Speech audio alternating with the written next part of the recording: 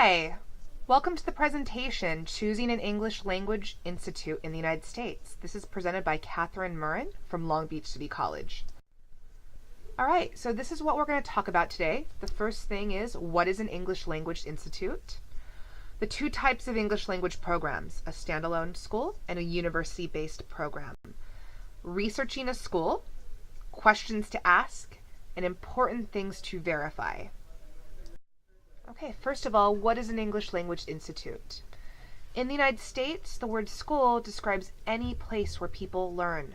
You can call a college a school, you can call a university a school, you can use the word school for any English language institute, undergraduate or graduate program, or secondary high school. English language institutes are programs for students who want to study English only. So there is no bachelor's degree or master's degree affiliated with these. Sometimes they are called English language schools, English language programs, or English language institutes. Students need to obtain an F1 visa to study at an English language institute. Okay, so right now we're going to talk about standalone English schools. A standalone English school is often a school located in an urban area that only offers classes in English. Many of these schools offer short-term English programs.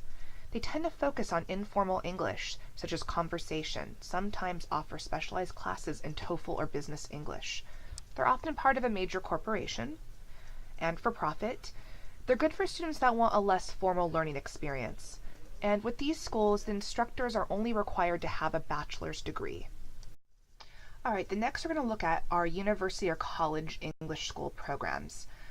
English language schools that are located on a college or university campus.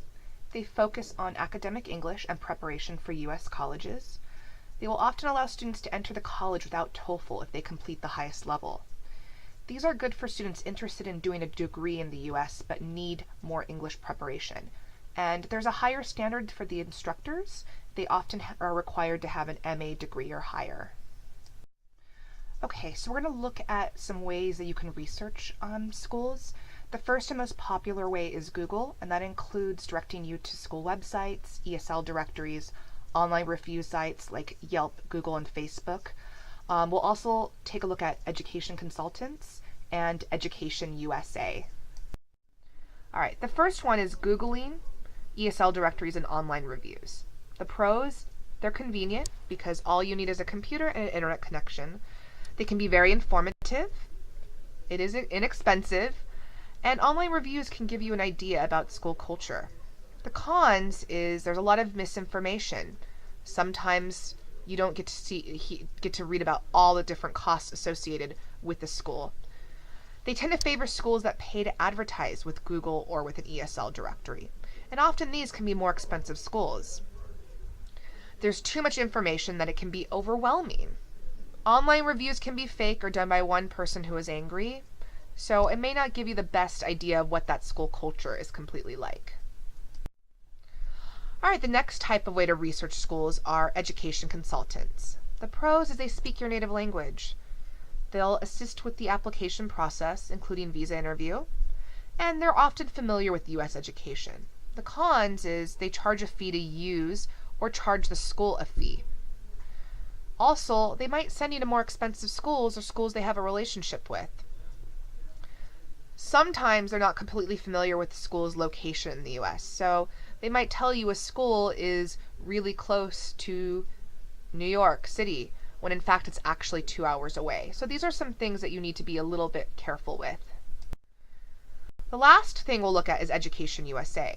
The Education USA network promotes U.S. higher education to millions of students around the world by offering accurate, comprehensive, and current information about opportunities to study at accredited post-secondary institutions in the United States.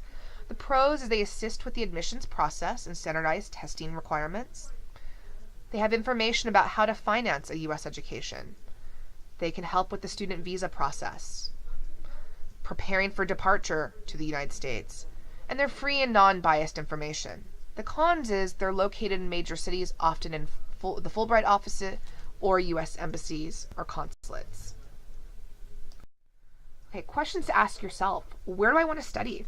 U.S. culture, weather, and locations vary. It is important to study in a location that you will be happy. How much money do I have? The cost of living in the USA varies. School cost varies a lot too. Often schools located at a community college or public university are less expensive. What type of program do I want? The learning objectives are very different at each school. Some schools are more about conversational English and others about academic English. So it's really important to know what is important to you and what type of English do I want to speak.